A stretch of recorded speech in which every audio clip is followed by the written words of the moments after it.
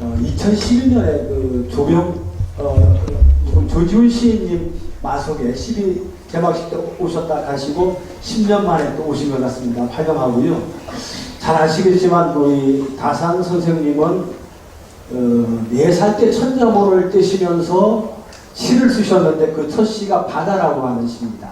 그리고 서당을 다니시면서 시를 쓰셨는데 그걸 모아서 만든 게 시집을 내셨는데 산미집이라고 하는 시집을 내셨고요. 평생 이제 시인으로 사시다가 마지막 돌아가실 때 시를 자녀에게 남기셨는데 그걸 회혼시라고 하거든요.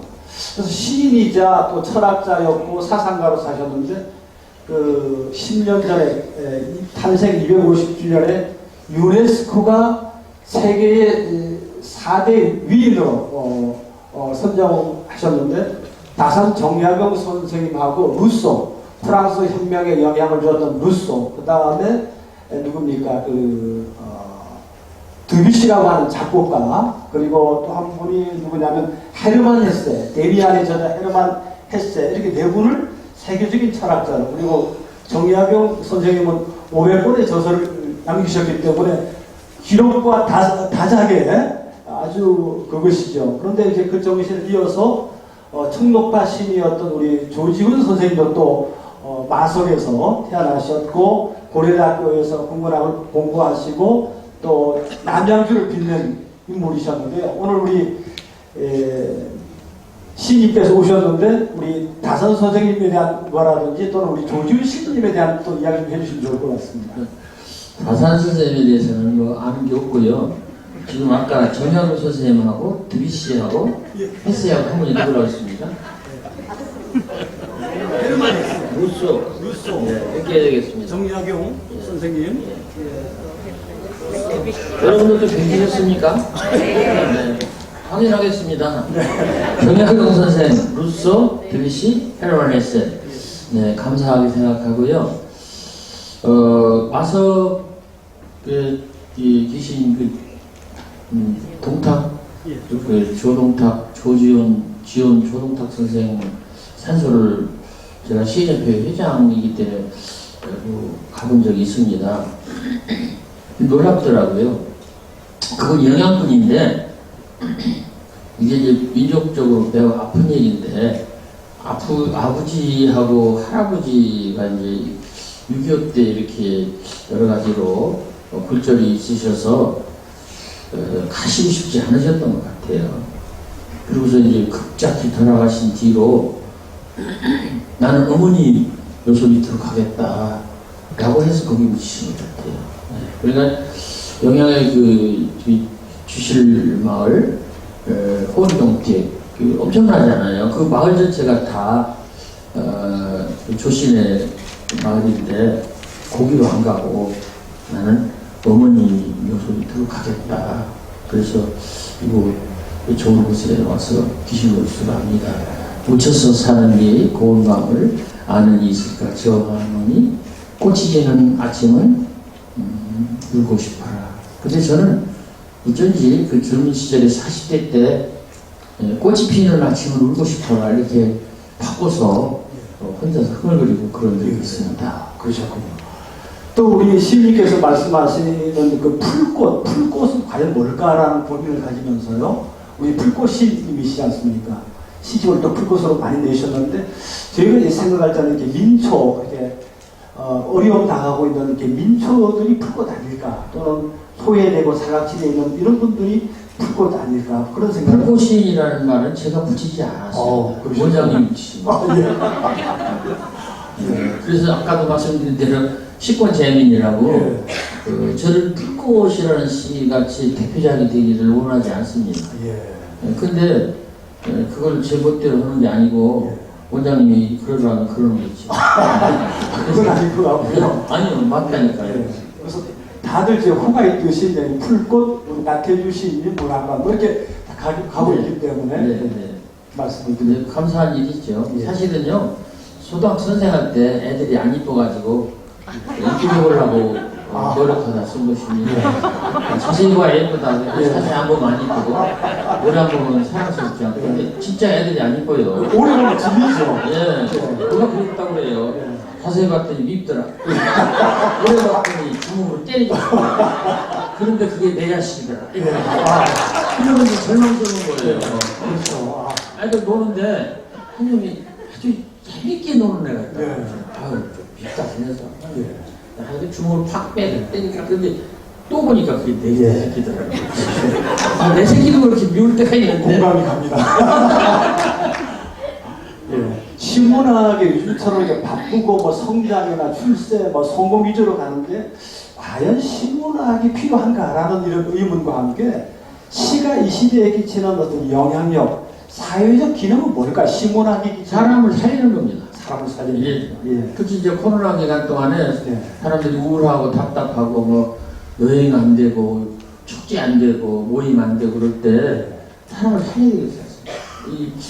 저는 생각할 때 이 감정이 중요하다고 생각합니다. 지난번에 동아일보에 나온 얘기인데 AI에 그 문장을 몇 개를 넣었답니다. 예. 하나는 김훈 씨 또 얘기해야 되겠네요. 이번에 독립모골 문학상 받은 김훈 상 받았어요. 예. 하얼빈으로 받았는데 예. 그 김훈 씨 문장을 넣었더니 AI가 그 다음 문장을 썼답니다.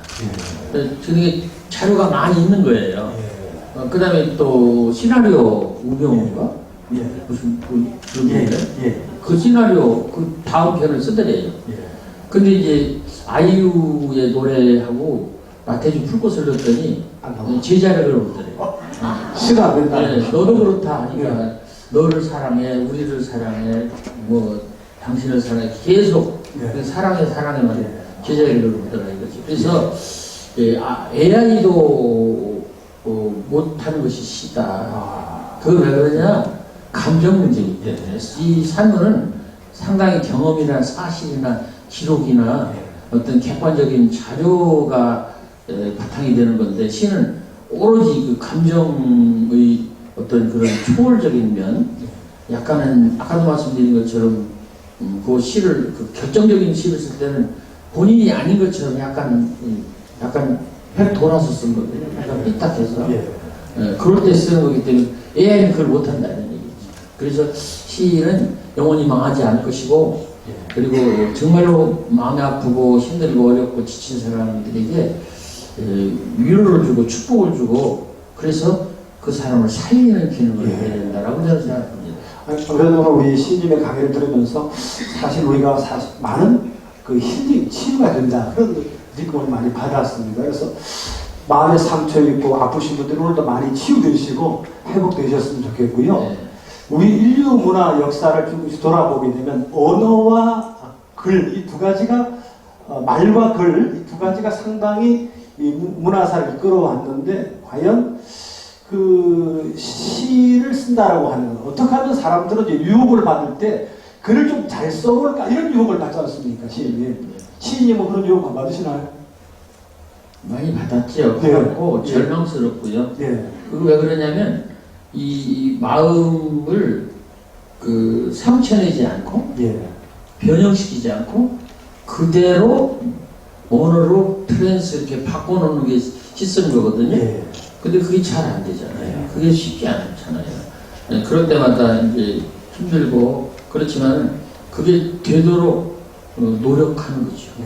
그래서 이게 이 마음을 형체도 없고 빛깔도 없고 뭐 어떤 부피도 없는 이런 마음을 그 정서를 감정을 어떻게 언어로 이렇게 아주 순발력 있게 날렵하게 이렇게 거짓없이 예쁘게 아름답게 번역하느냐 바꿔놓느냐 이게 쉽지 않거든요. 그게 저의 필생의 과제입니다. 예.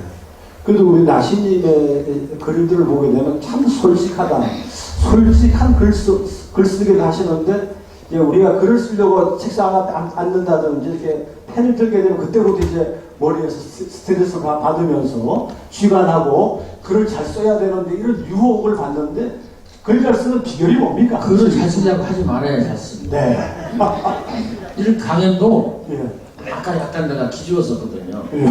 시장에 모셔서 너무 멋있게 말씀하셔서 아까 이 마이크가 안 나오고 몇 번, 두 번이나 안 나왔잖아요. 그러면 그다음에 이런 것은 시장에 기침을 크게 한다든가 약간 네. 기합을 준다든가 그러셔야 되는데 가을비처럼 마이크가 돌아왔다 이러니까 약간 나도 조금 기죽었는데 그게 또 나를 또 부드럽게 해줬어요. 예.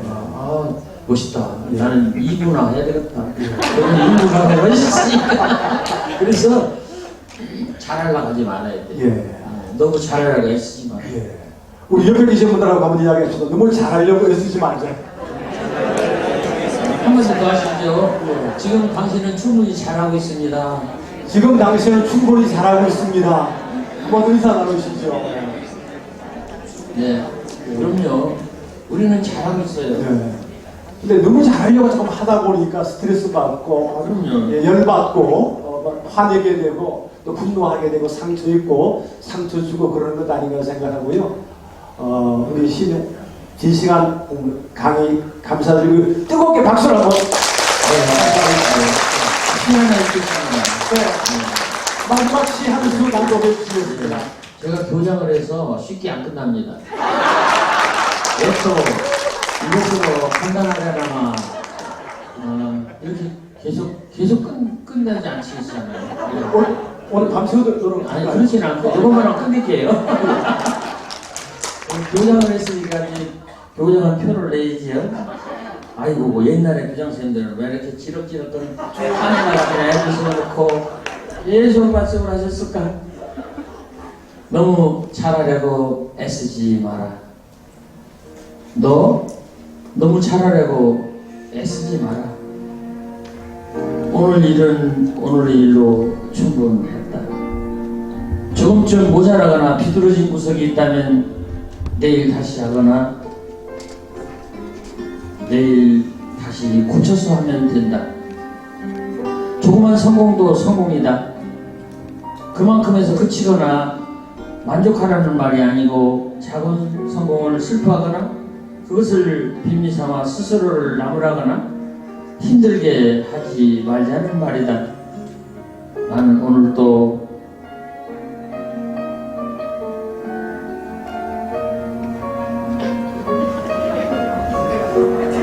많은 일들과 만났고 견딜 수 없는 일들까지 견뎠다. 나름대로 최선을 다한 셈이다.